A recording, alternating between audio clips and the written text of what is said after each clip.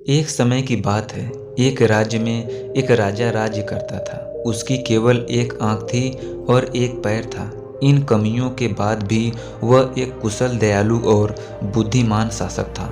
उसके शासन में प्रजा बहुत ही खुशहाल जीवन व्यतीत कर रही थी। एक दिन राजा अपने महल के गलियारे में टहल रहा था। तभी अचानक उसकी नज़र गलियारे के दीवार पर लगे चित्र पर पड़ी। वे चित्र उसके पूर्वज के थे। उन चित्रों को देख राजा के मन में ये विचार आया कि भविष्य में जब उसके उत्तराधिकारी महल के उस गलियारे में से गुजरेंगे तो उन चित्रों को देख अपने पूर्वज को स्मरण करेंगे। राजा का चित्र अब तक उस दीवार पर नहीं लगा था। उसने अपने शारीरिक अक्षमताओं के कारण वो नहीं जानता था कि उसका चित्र कैसा दिखेगा, लेकिन उसने उस दिन सोचा कि उसे भी अपना चित्र उस दीवार पर लगवाना चाहिए। अगले दिन उसने अपने राज्य के श्रेष्ठ चित्रकारों को दरबार में आमंत्रित किया। दरबार में उसने ये घोषणा की कि वो महल में लगवाने के लिए अपना सुंदर चित्र बनवाना चाहता है।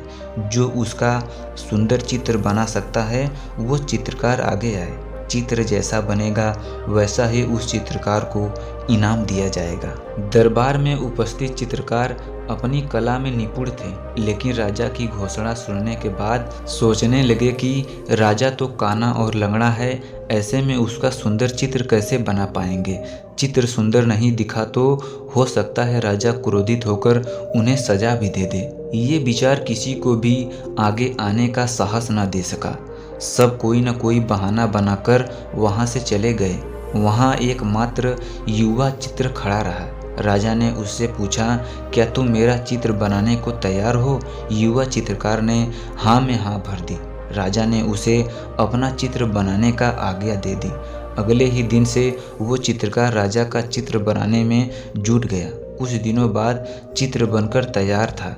जब चित्र का अनावरण का दिन आया तो दरबार में दरबारी सहित वो चित्रकार भी उपस्थित हुए, जिन्होंने राजा का चित्र बनाने से इनकार कर दिया था। सभी उत्सुकता से चित्र के अनावरण की प्रतीक्षा कर रहे थे। जब चित्र का अनावरण हुआ तो राजा सहित सबके मुंह खुले के खुले रह गए।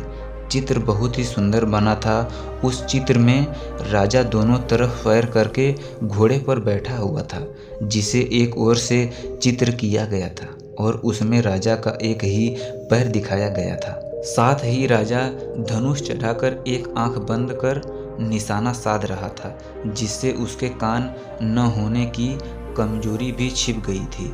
ये चित्र देख राजा बहुत प्रसन्न हुआ। चित्रकार ने अपनी बुद्धिमत्ता से उसकी अक्षमताओं को छुपाकर एक बहुत ही सुंदर चित्र बनाया था। राजा ने उसे सम्मानित करने के साथ ही अपने दरबार का मुख्य चित्रकार भी बना दिया।